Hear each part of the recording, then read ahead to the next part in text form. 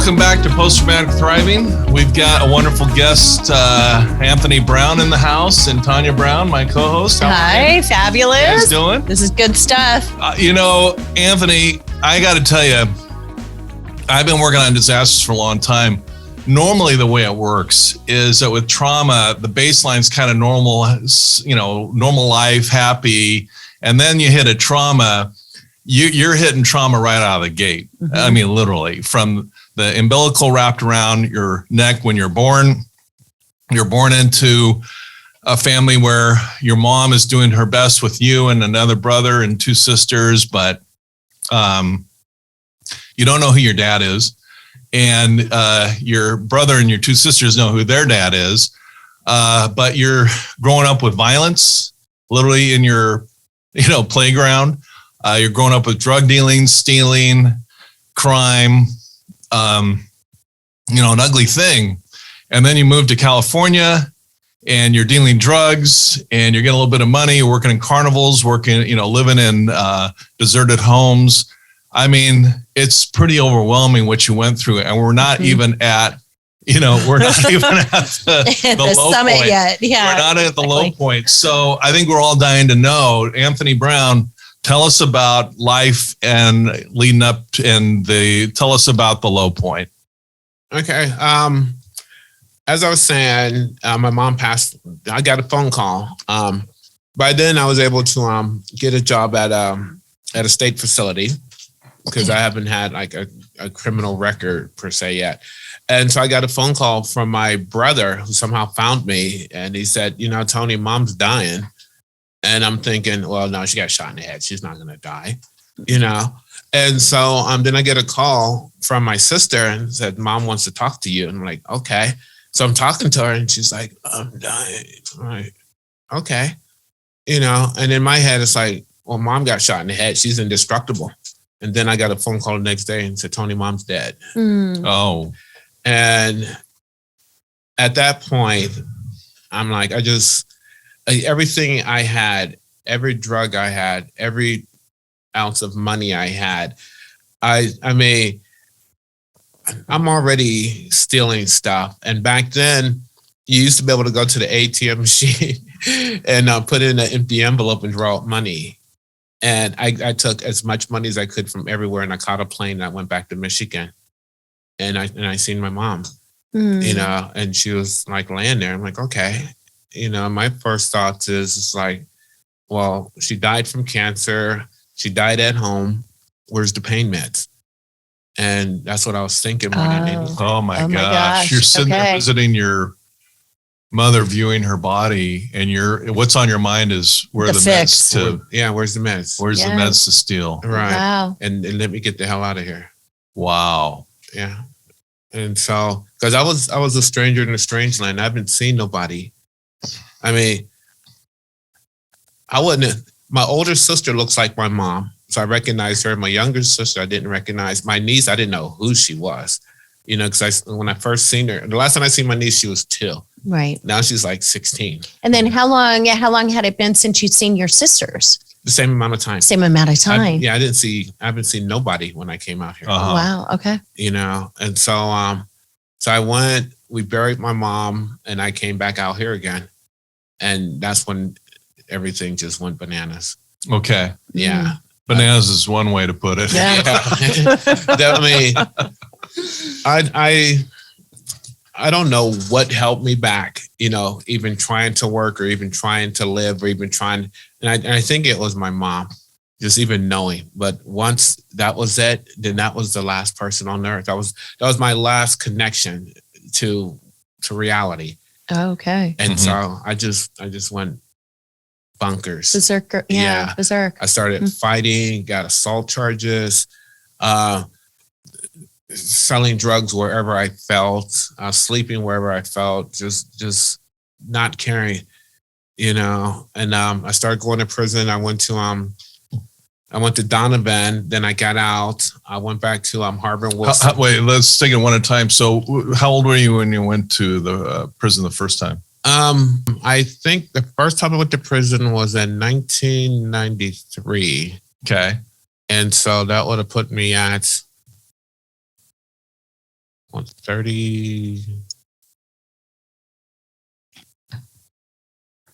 35. Okay, so mid 30s. Yeah, mid got 30s. it. 33, All right. something like that. Yeah, and so I went to prison, and that's why I taught myself how to read too. In prison. In prison. So up to this point, did you really not know how to read?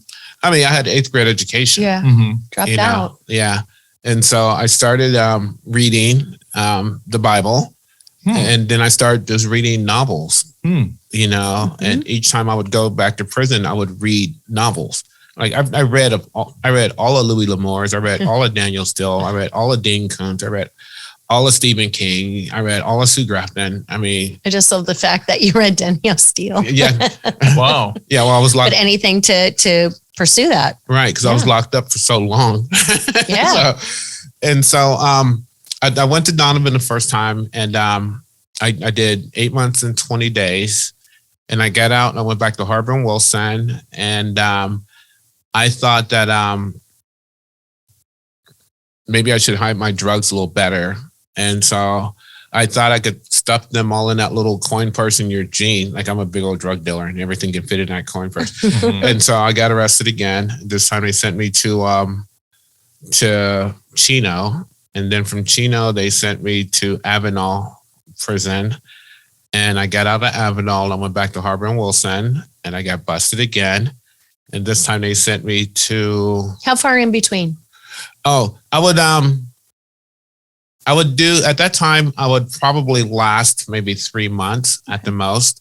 I would always seem to get out around the beginning of the year and always go back, you know, during the summer. Always. Yeah. So you're in the system, you're dealing drugs, you keep getting busted. Mm-hmm. You must have, so the sense of being invincible from birth to, you know, your late 20s when you first get arrested, that invincibility must be crumbling a little bit. You're getting nailed over and over again. No, that made me stronger. Oh. Because I have prison cred now. Mm-hmm. Oh, okay. Yeah. Tell us about prison cred. It's called cred? Prison cred. Well, cred. Once it's a weird psychology, but once you become a convict, it's like, yeah, especially in my circles, then you're something like out here in the land of normality. I call it Squaresville. Out here, you guys say, oh, somebody's been to prison, somebody's a junkie. Ooh, where I'm from, they're like, dude. You're it. You're it. Yeah. I mean, you're the man. You're big dog. Right. Okay. You know, and so I didn't see a problem with it. I mean, I go to prison. I got a place to live, you know, food, clothes, clean clothes, showers. Friends. Yeah. I mean, I knew people. And you're reading a lot. Yes. Are you kind of at this point kind of surprised by your kind of intellectual abilities to really get into these long novels? And no, I just didn't have nothing else to do. Okay. You know, and so I would read. I learned the Bible by doing push-ups. That's how I studied the Bible. What does that look like? What do you mean? Like the 23rd Psalms. It's like I'd say it and I'll start doing push-ups. And if I made a mistake, I had to start all over again from the beginning. Oh, Wow. Well, you know, I know enough about prison because I volunteer up at St. Quentin to know that not everybody's reading. Not everybody's reading the Bible. You know, you made a choice in prison to start reading the Bible, reading novels. That's not everybody's doing that. Did you recognize you were kind of distinct in that? No, not really. Because when you're in prison, you do your own thing. You mind your own business. All right. And that was just my program. Yeah. You know, I didn't have money to buy a TV, you know, and so I'd utilize what resources was there, which was books. And so I would read and do my push-ups. I went to Bible studies as time went on. And so I'd sit in prison and I'd start questioning, like, well, there's a problem. You know, why am I in this situation again? And so I get out and I would go back to Harbor and Wilson. And instead of keeping the drugs in my jean pocket, my best plan was to keep them in my socks. And so I went back to Harbor and Wilson. I got busted again. I got sent back to prison. And I thought about it and it's like, okay. And then I went back to Harbor and Wilson. And I thought if I keep the drugs in my hand, I could throw them when the police come. But I got too loaded and forgot it was in my hand. And so I got So busted. you're dealing and using. Yes. Which is not a good combo. That's a good combo. Yep. You have to. It's a good combo? Yes, because you have to know you have quality. Yeah. Oh, Yeah. Okay. All right. You have it. And the You have it. quality control measures. Right. Drug dealing world, but all right. And so that was that. And mostly, when I look back at it, I dealt drugs just so I can have drugs. Oh, really? Yeah. So this is a way of supplying your own habit. Exactly. Okay. Because I thought the number one rule was, dealing drugs don't use. That keeps it more profitable. No. Not for you. Not for me. Okay. And so I'm going through that. And I got out. And so by then, I think I probably, Avenal, Chuckawalla. I think I got sent to High Desert. And that was in 1995. And that was a brand new level 3, level 4 prison. And it was interesting. Gnarly. It was extremely gnarly. Yeah. Because whenever a new prison opened up, everybody has to stake their territory, which means people die. Oh, wow. Okay. And that was the first time prison wasn't fun. It was all about survival. Oh, wow. So you're bouncing around a bunch of prisons in Southern California, but then you finally go to a prison where it wasn't so fun. Right. Mm-hmm. But it is what it is, And so I got out of there and I thought that, okay, I know what the problem is. And so when I got out, instead of stop selling drugs, I thought the location was the problem. And so instead of going to Harbor and Wilson, I went 1 block south to Harbor and Victoria. And then I got arrested again. Mm-hmm. And at that point in time, a police officer, and I didn't know anything about police officers work a certain beat. Mm-hmm. And it was the same police officer that arrested me every time. He knew me. Oh. Okay. And he asked me, he goes, don't you think you should do something with your life? And that was my first real moment of clarity because I didn't know something was wrong with my life. And then he told me, don't you think you should do something different? And how old were you when the officer said that to you? I was 35. Okay. So from birth to 35, it hadn't occurred to you that you're operating outside of normal. Right. And this cop's statement to you kind of woke you up. Yeah. Did I get that right? Mm-hmm. Yeah. Because probably people have said things to me throughout my life, but I didn't hear it. And I think at that point, I was just tired. Yeah. I was tired. You were ready to hear it. Yeah. So you're 35. This cop tells you this comment. It wakes you up that maybe you're outside of normal. Well, then what? Well, I didn't know exactly what was wrong, but I knew something wasn't right. And then that's when I go, yeah, And so he arrested me again. He put me in jail. I didn't know that he had a friend that had a treatment center. And usually when it's time for me to go to prison, okay, my whole mentality changed. My whole outlook changed. My whole facade changes. Back then I had hair. I'd cut all my hair off. I started doing a bunch of push-ups. I don't smile. I'm ready to go into prison. And so I got ready for that. And instead, some lady came from a treatment center and she's like, do you want some help? And I'm like, okay. And then she scholarshiped me into a treatment center. And is this your first trip to a treatment center? First ever. Awesome. Okay. Wow. At 35. At 35. Wow. Okay. So, then what? Well, initially I thought, okay, I'm going to sell drugs out to treatment center. Oh gosh. All right. What a cover up, Right. And, but something happened, when they picked me up from the treatment center, normally when you get released from San Diego jail, they release you about 12 at night. Mm-hmm. And, this time they didn't release me at night. They waited till the next day and a lady came, Jill, I'll never forget. And she was all happy and everything. And she's like, I'm coming to pick you up. And her first thing was, do you want a cigarette? And I'm like, okay. Cause I'm so used to, if you want to give me something, you want something. Mm-hmm. And she's like, you want a cigarette? I'm like, okay. And I'm thinking, well, what does this lady want? And then she said, well, you want to go eat Chinese food? I'll never forget that. No. And I go, yeah. And then she took me to this treatment center and she goes, do me a favor. If you're going to leave, walk out the front gate. Don't jump over the fence. Yeah. And I'm like, these guys are trusting me. And then I walked into this environment and everybody's all happy and huggy and giving. And I mean, Marnie gave me a bag of cheeseburgers and like, welcome. We're going to love you till you love yourself. And I'm like, Mm-hmm. and they were nice, you know, and they put me in an apartment by myself. And I didn't know till later on because I had anger issues, you know, and they put me in this apartment by myself. And then that's when I got introduced to the 12-step community and all of that stuff. And things got different, you know, people were being nice and they were consistent. And I'm like, okay, you know. Mm-hmm. So the way I kind of get your story is that you're from 1 to 35, you're kind of in this weird state of quote, in air quotes, normality with drugs and violence and dealing and using and your mom being shot in the head and surviving. But 35, your mom dies.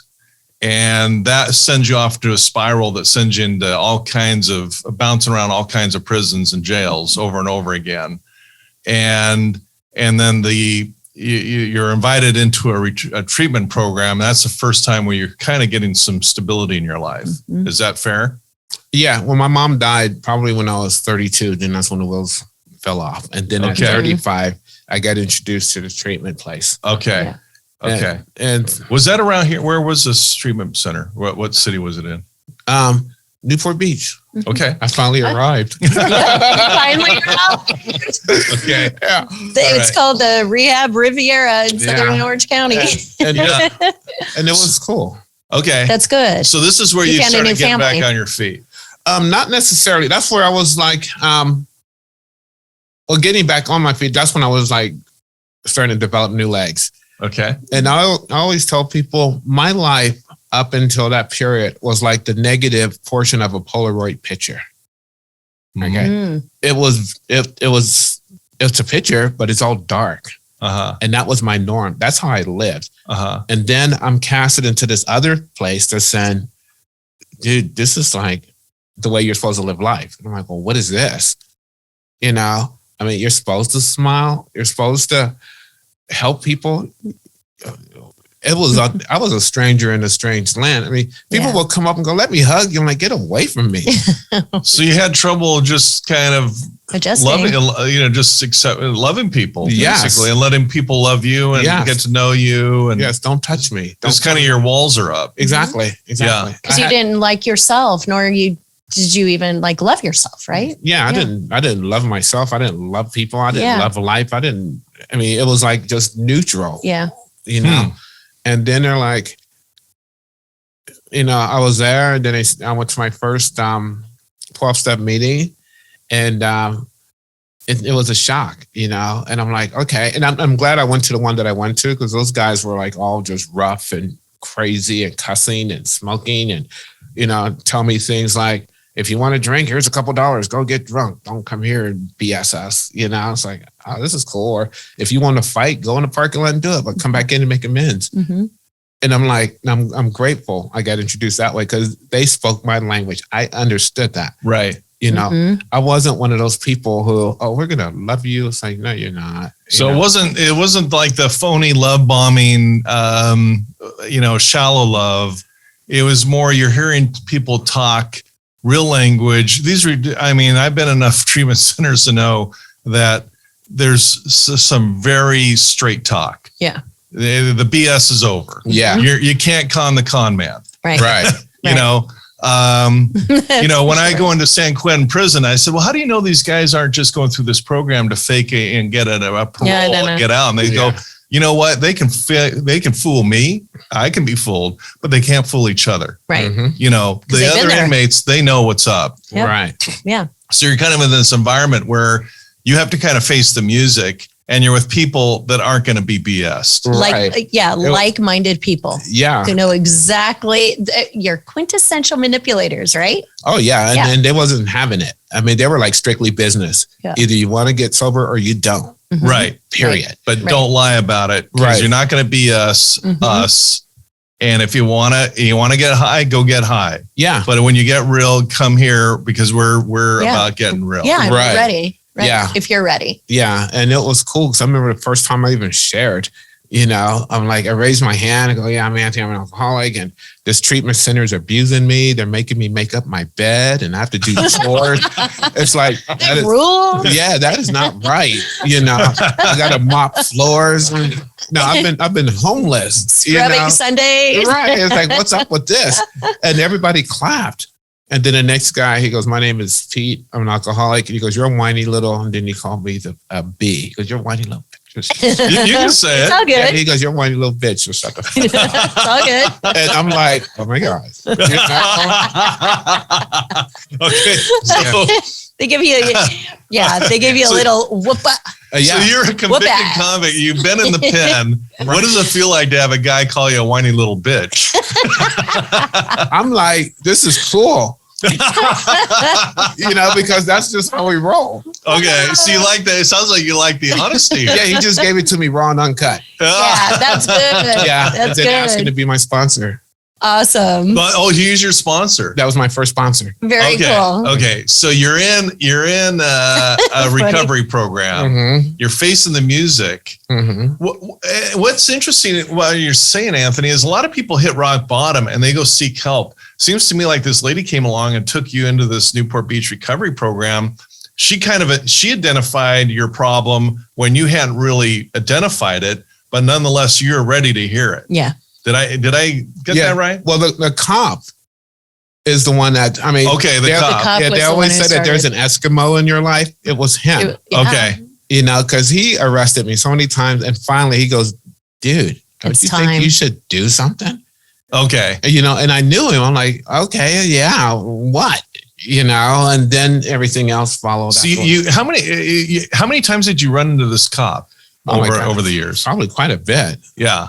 So you had developed kind of a weird relationship, almost a weird, he's arresting you and you're going off to jail and prison, but in a way it's almost, it's kind of a friendship in a way. I mean, he cared about you as a human enough to kind of talk to you rather than just going through the procedures of handcuffs, booking, jail, and all that. Kind of what I was thinking. There's kind of a relationship there. Yeah. Well, after a while, after you get arrested so many times, why even run? There's a police, okay, whatever.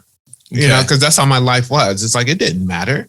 Right. And so I'd see him. He's like, hey, come here. It's like, okay. Like, what you got? Oh, here. Okay.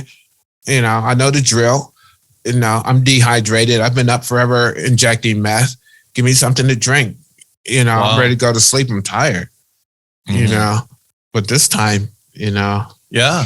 Well, he said something at the perfect time when you were ready. How does the saying go? Like the teacher doesn't appear until the student is ready. Is exactly. That's bingo. Yeah. So that's it. Was. Yeah. So, to all the officers out there who are listening to this, even wives or partners of officers, like take that, say, hey, aren't you ready? Aren't you kind of tired of this? Because had that cop not open up his mouth at that time, who knows where you would be today? Right. Because he spent an extra 2 seconds to say, hey, aren't you tired of this? Right. And I didn't even know I was tired. Yeah. I was on autopilot. He saw it. He saw it in you, though. Yeah.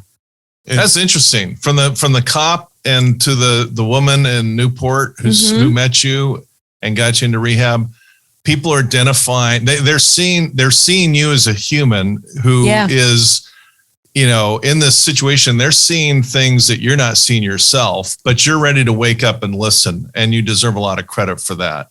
Yeah. Because a lot of people stay very, very stubborn. They bunker down, they defend their right to remain ignorant. Mm-hmm. You, on the other hand, had some humility to say, hey, well, why is this cop telling me to, is this really the life I want? And really, I mean, prior to being invited to go into recovery, had the thought occurred to you, maybe I should go to recovery? No.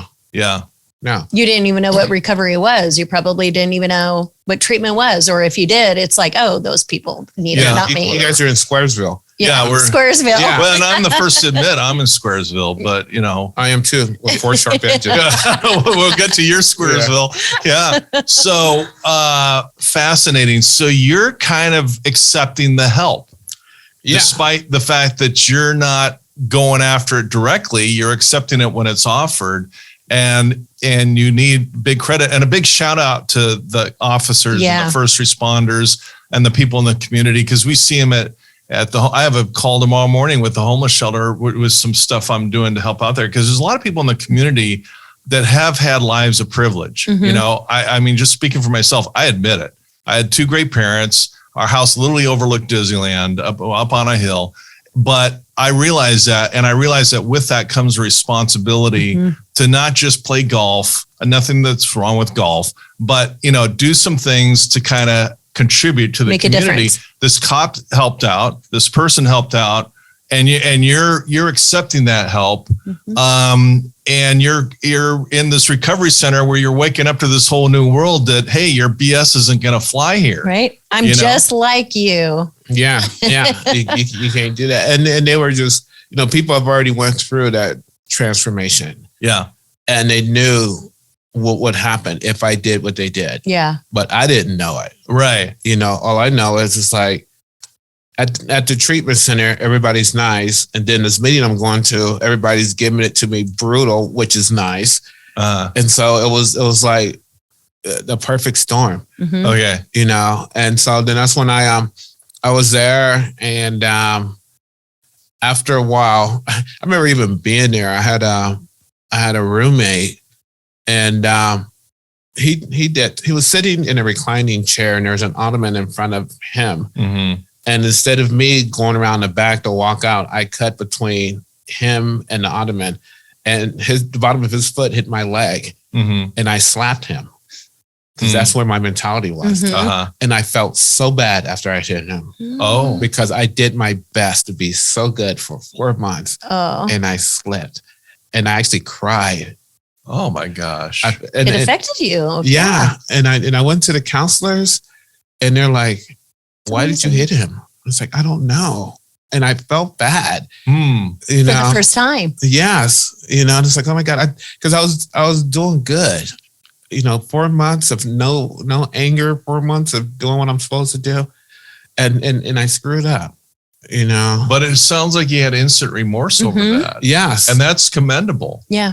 I mean, because a lot of people, when they screw up, unless I screw up all the time, you want to defend your bad behavior, but you didn't do that. I mean, you to the point of crying. Yeah. Right. And I presume you apologized. You felt to him? bad. Yeah. I apologized to him, and because the counselors had us together. Sure. Because the contingency of me being there is like, if I violate parole, I go back to prison. Okay, well, I really didn't care about that. But the fact that I was really trying to do good. Right. Yeah. And that hiccup happened. Wow. Right. Okay. And so we talked to the counselor. Guy was there, and I apologized. I go, dude, I'm sorry, man. I mean, because I really didn't even want to do that. I don't know what happened. And he goes, well, I forgive you because that's all you know.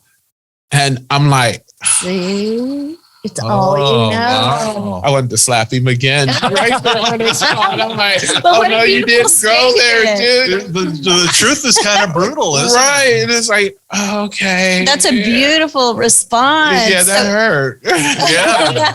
I'm starting to get feelings. Yeah. It's like, I don't want to Damn those feelings. Right. Feelings. What are those? But how beautiful. Like, you were not only making amends to him, but you were also making amends to yourself. Like, I feel bad. Like, I honestly have remorse. Not only did I hurt you, but I also hurt myself. Yeah. And we got through that, through communication. Yeah. And I didn't really know how to work, and they made me get my first telemarketing job. They made me get it because I didn't. I just didn't get that. They made you do what? They made me get a job. Oh, okay. God forbid. Yeah. Like a real job. Yeah, like a real job. So aside from the Carney thing, which is quasi-legitimate, even though you're a 15-year-old kid, I'm sure there's an employment law breaches, laws being broken there. Was this the first time you worked at the fast food on Harbor? I worked at the fast So food. you've had a couple legit jobs. Yeah, but I've been always under the influence. Right. And this is my first sober job. I mean, because I worked at a state facility as a janitor. Right. And I even tried to go to school once, but I was always under the influence. Okay. And so there was nothing successful. Right. And so now here I am. They're telling me, because I didn't want to leave. It's like, no, just let me stay here. I'll cut the grass and everything. And she's like, no, you have to go get a job. And I'm like, and it was like, and not just a job, but a job sober. Yes. Yeah. Yes. Holy cow. For the first time. Who wants to do that? Yeah. For the first time. For the first time in your life. Right. And you're how old now when you're getting your first job while you're sober? I was like 37. Okay. This is crazy interesting because you're drinking beers at 6. All right. You're injecting by 11 or 12 or 13, something in there. Yeah. You're injecting, and there's pot in there. There's the alcohol. There's the wine. You're basically going through life while your whole developmental system is going with the brain neurology. You're under the influence. I guess that's your words. I think that's exactly right. And now you're in your mid to late 30s, right, for the first time, voluntarily, willingly wanting to get a job while sober for the first time in your life. Right. Yeah. Is that fair? Actually, I was 35. Okay. And I wasn't willing. Okay. She said I had to. Okay. Okay. All right. It's a requirement. Yeah. It's like, you got to get a job. Yeah. Okay. And I felt safe in that treatment center. Okay. Because I did everything from 18 to 35 in Costa Mesa. And this treatment center's in Costa Mesa. Okay. And I know everybody that's anything, anywhere. And it wasn't the fact that I was worried about relapsing. It was just, I was doing good in that environment. Yeah. Yeah. It was confined. It was confined. Yeah. And you're telling me to go out there. But it seemed like a safe place, and you liked being for the first time in your life in a safe, sober place. Yeah, people were nice. Yeah, it was like cool. They were nice, but they were also real. Yeah. They weren't passive. They weren't aggressive. They weren't passive aggressive. They were assertive, meaning they were kind, but they weren't going to put up with any BS. And also not even expecting anything from you. Right. Yeah. Just get your life right. Yeah. Right. And so I'm doing that, and I finally got my first job. And it was telemarketing, and because she scholarshiped me and I had to pay her back. And so I would get my paycheck, I'd just write my name on the back of the paycheck and give it to her, and then one of the counselors taught me how to budget.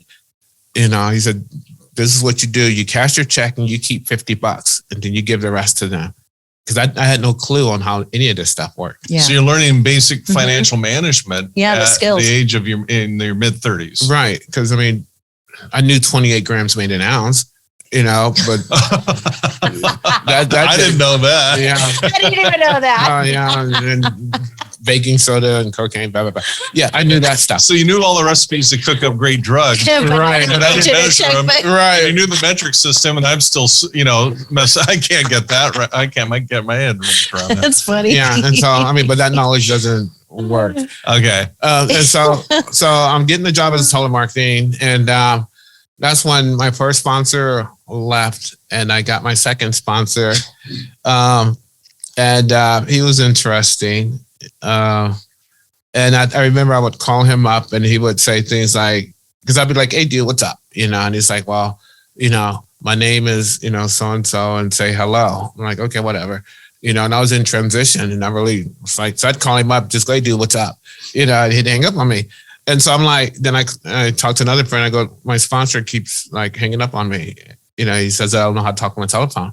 And he's like, well, what do you do for a living? I'm like, telemarketing. He goes, do you make money? I'm like, yeah. And he goes, well, then you know how to talk on the phone, so just get rid of him.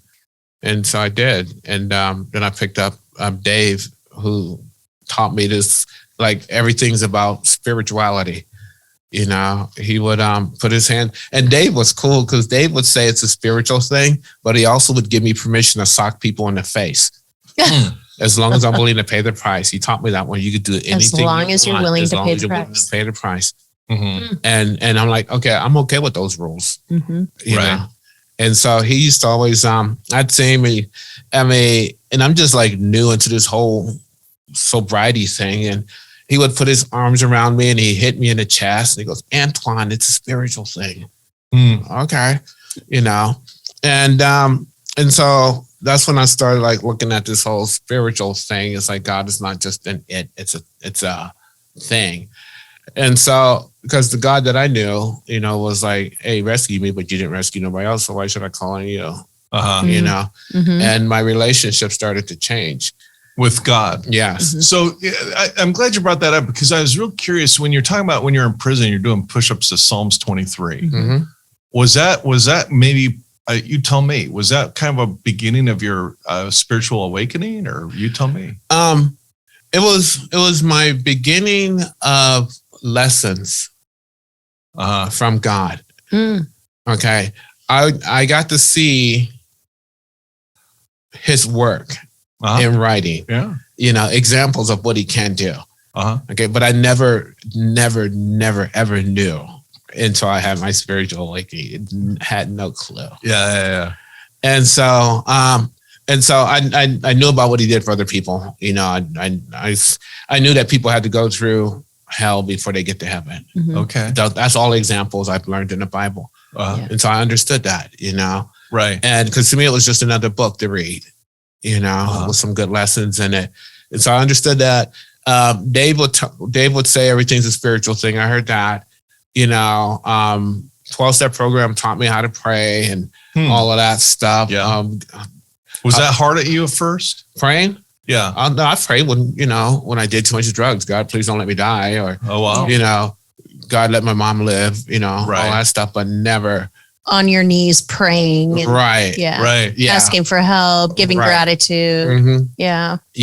And so that occurred. And then, you know, I got introduced to the 12 steps and the book and the fellowship and, you know, all of that stuff. And it was good for a little while, you know, and then I thought like, well, maybe I could do it again, but differently.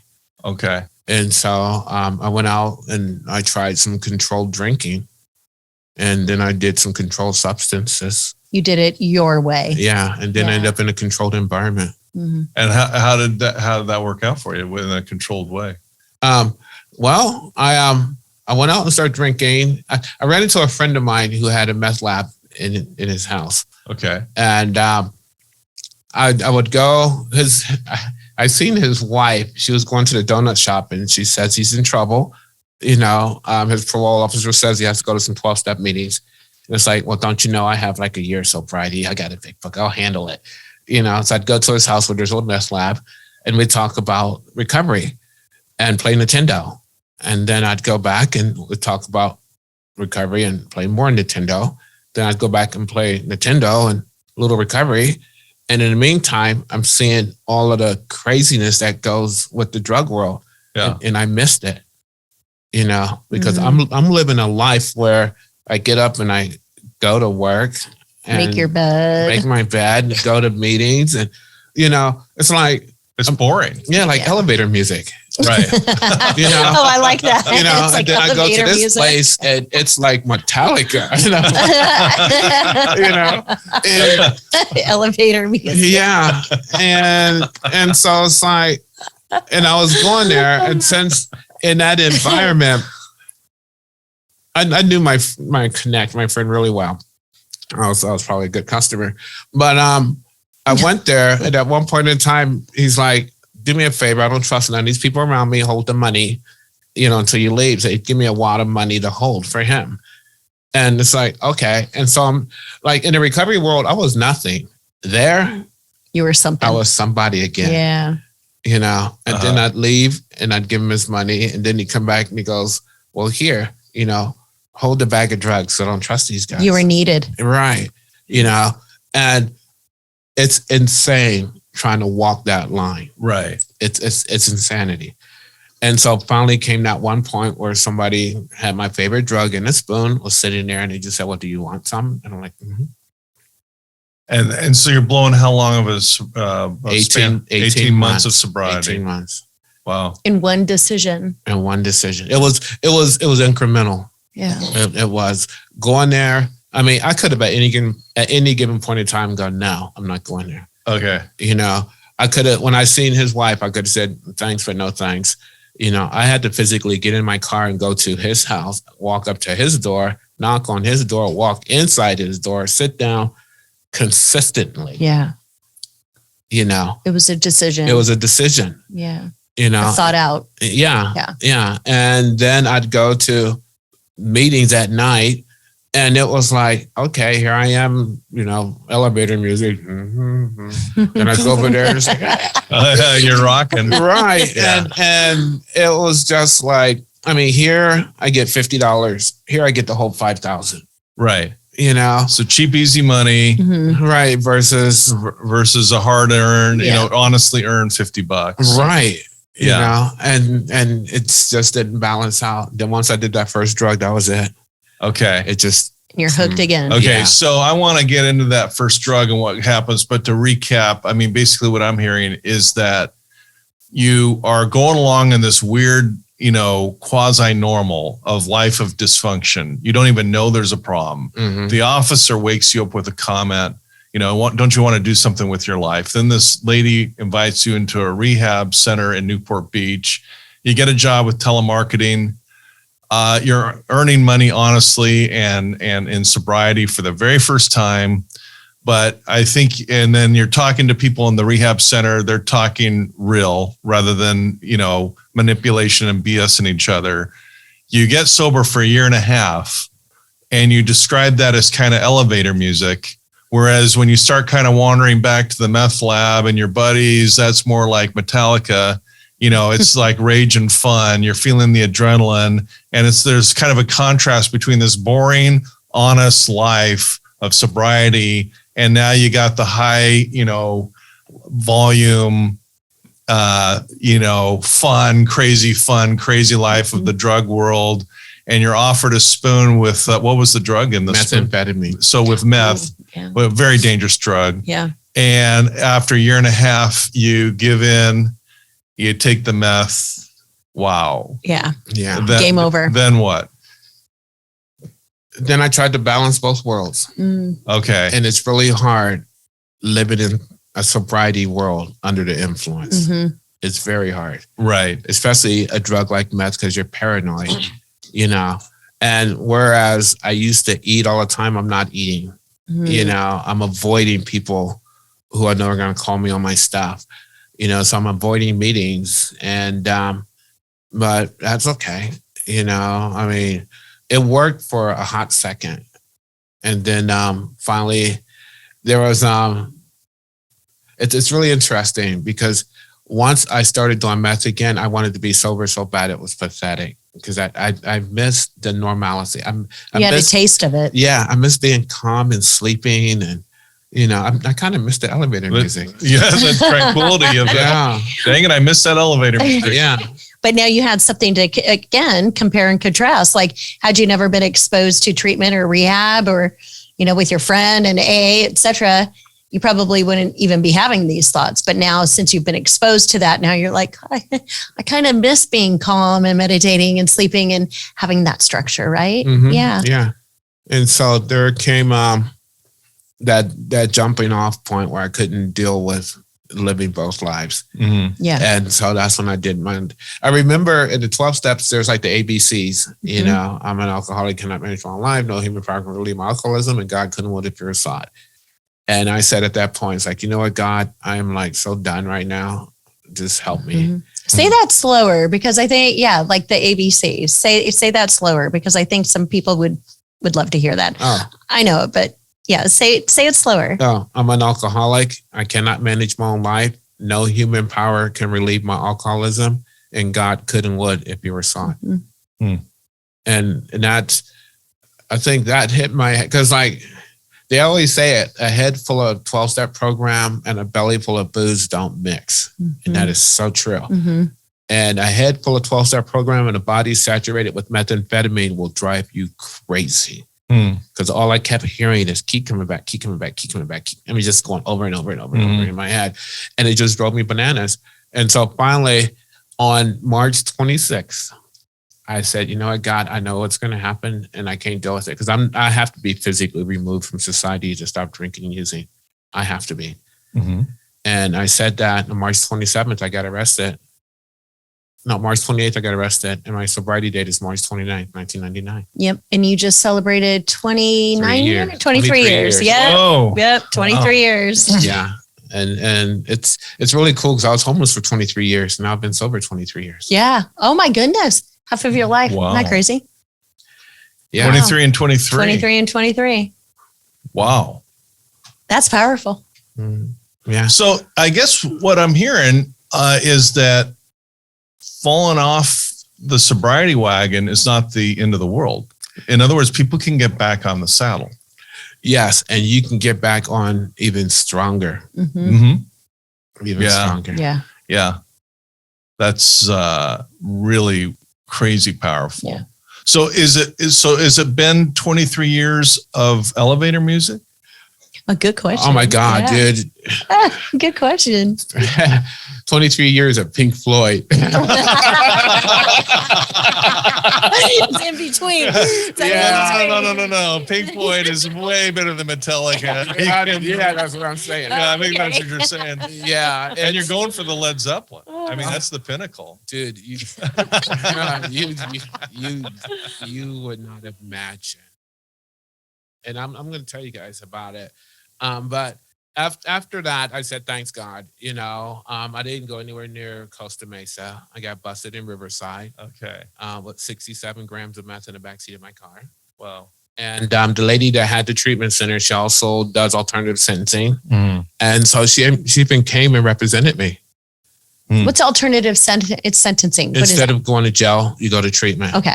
And I'm big on that. Yeah, for sure. So big on that. Well, this mass incarceration problem in the country is insane. Yeah. I mean, the jail system, the prison system is monetized to, you know, and it serves certain individuals well to see lots of people incarcerated. Yeah. But, you know, a lot of the high schools in our country are just factories for prison to manufacture criminals to go into prison and monetize the prison system. There's got to be smarter. What I'm saying is there's got to be smarter ways to go about this problem. Yeah. Our system's very punitive. And if we can bring alternative sentencing, which is, you know, we see a lot of that in the drug court, right? The DUI courts, et cetera. Yeah. So I just didn't know the term. I didn't know the term. Okay, so what I think where we are is we've talked about the survival. You've gotten on your feet, 23 years of sobriety. I want to get into the Thrive section, and I think that's the next episode. So let's stay tuned for the next episode where we talk about what that looks like in terms of thriving. Because I know you've done some crazy successful things in those 23 years of Pink Floyd. No, I needed to listen to some Pink Floyd. Oh, Tanya, yeah, for sure. Yeah, get with it. So, okay, post-traumatic thriving, where we talk about whether we're going to die, survive, or thrive. The choice is yours. Thanks for supporting our podcast. Be sure to like, share, and subscribe, and follow us on your favorite social media. For books, merchandise, or to donate, visit CoreIQ.com. Post-Traumatic Thriving is produced by CoreIQ, a nonprofit with a mission to teach the life skills we all need but are not taught in school. CoreIQ and the Post-Traumatic Thriving podcast are for informational purposes only and do not provide medical or mental health advice. Always consult with your licensed medical and mental health care providers.